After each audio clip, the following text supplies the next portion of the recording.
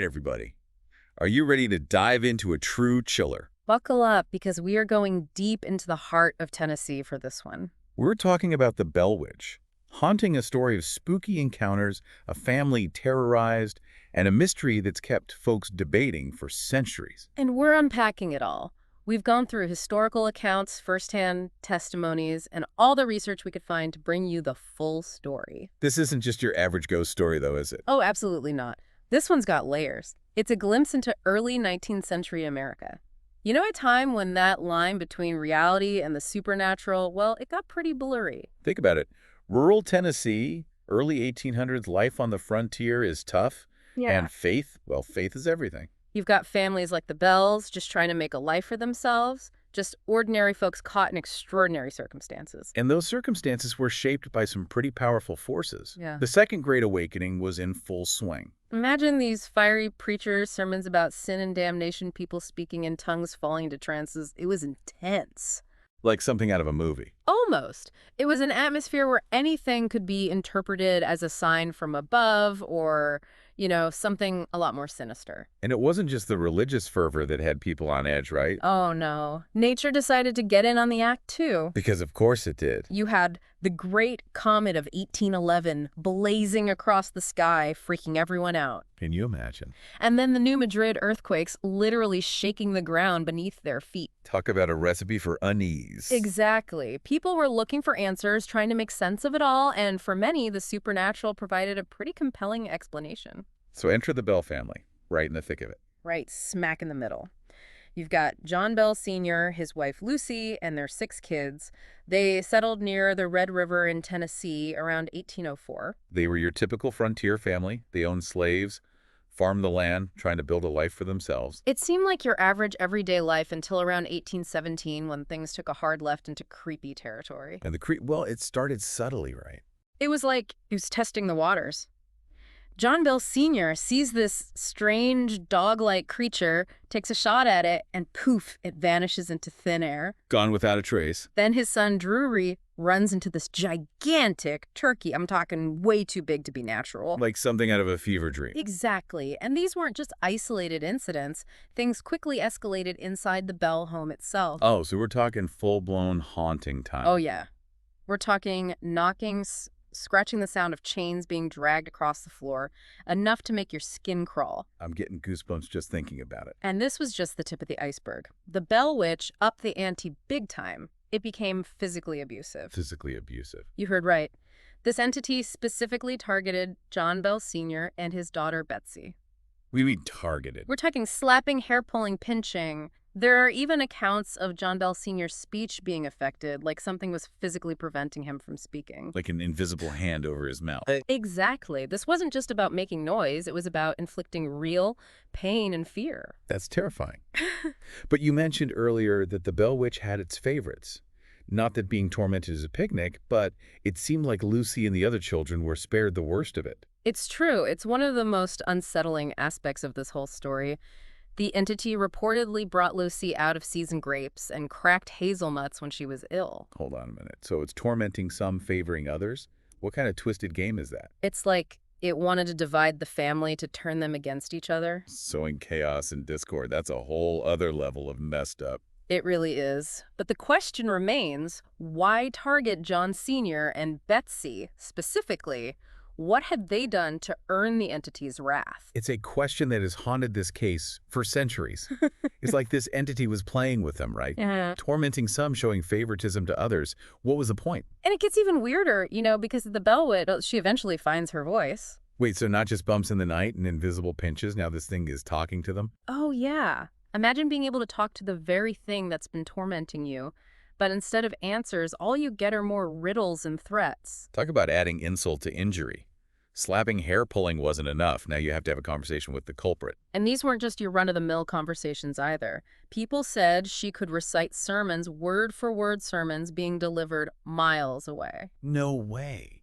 How is that even possible? It was as if she had this uncanny ability to access information that should have been impossible for her to know. And don't forget, this was a time when religious belief was practically woven into the fabric of society. So the idea of a demonic entity with that kind of knowledge would have been terrifying. Absolutely, it would have Yeah. confirmed their worst fears. And speaking of terrifying, how about the way the Bell Witch messed with John Jr. predicting his trip to North Carolina, hinting that he might miss out on love?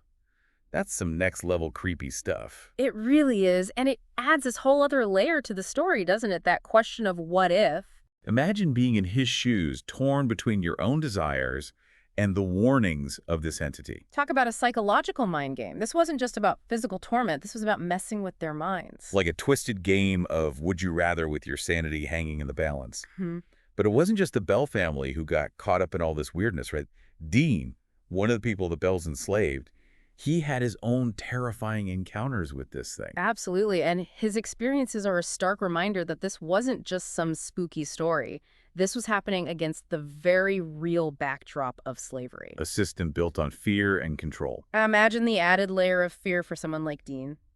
To be living in a system designed to strip you of your power, and then to have these encounters with this powerful, unseen entity. It's a chilling thought. And then you have William Porter, a friend of the Bells, claimed he actually grabbed hold of the witch. He did. Can you imagine? He described feeling this immense weight, this horrible smell before he had to let go. If it was all in his head, what could possibly create such a vivid experience? It's the sensory details that get me, especially that smell. A lot of accounts of these kinds of encounters mention sulfur or rotting flesh. Those primal scents that really tap into our deepest fears. Exactly. They make the experience feel real, even if it's just a story. Speaking of real things, took a very tragic turn in 1820 with the death of John Bell Sr. And with his death, the tension surrounding the Bell family reached a boiling point. There were whispers of poisoning, with some even claiming the Bell Witch bragged about it. Wait, she bragged about killing him.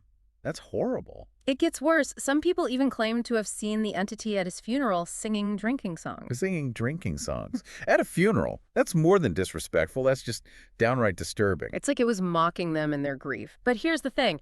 After John Bell Sr.'s death, the haunting, well, it basically stopped.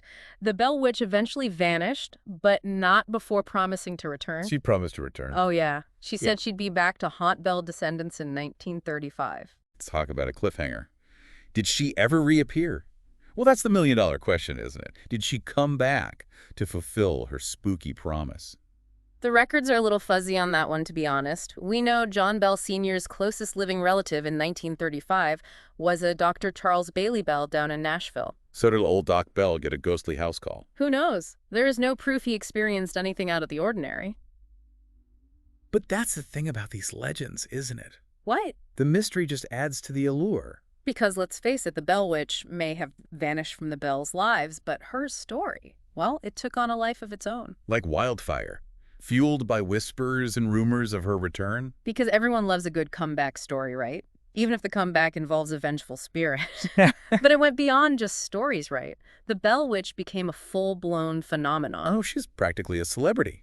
Adams, Tennessee, the site of the haunting. It's a tourist hotspot. People flock there to see the Bell Witch Cave, hoping for a glimpse of the supernatural. It makes you wonder, what is it about these spooky places that draws us in? That thrill of the unknown, right? That little part of us that wonders, what if? What if there's something out there beyond our understanding? And the Bell Witch story, well, it taps into all that and more. It's got a vengeful spirit, a tormented family, and an unsolved mystery. It's like the ultimate ghost story. Exactly. It reminds us that even with all our modern advancements, there are still mysteries out there, things we can't explain. Things that go bump in the night. Exactly. It's that old saying, we see what we want to see. In the 1800s, people were primed to believe in the supernatural, but even today, we're still searching for meaning in the unknown.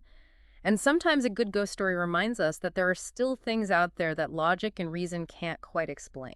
So where does that leave us? Was the Bell Witch real? A vengeful spirit with an axe to grind?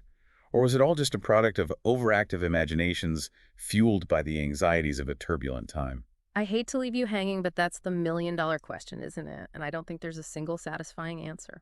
Maybe that's part of the appeal. The mystery keeps us coming back for more. Maybe, but here's something to chew on. If the Bell Witch were real, what does that say about us? What would motivate an entity to torment a family for years? And if it wasn't real, why has this story endured for centuries? What is it about the Bell Witch that continues to fascinate us? Those are definitely questions to ponder. So the next time you hear a strange noise in the night or feel a chill down your spine, remember the Bell Witch. Maybe it's just the wind, or maybe it's something more. Something lurking in the shadows. Until next time, keep exploring the shadows and sleep tight.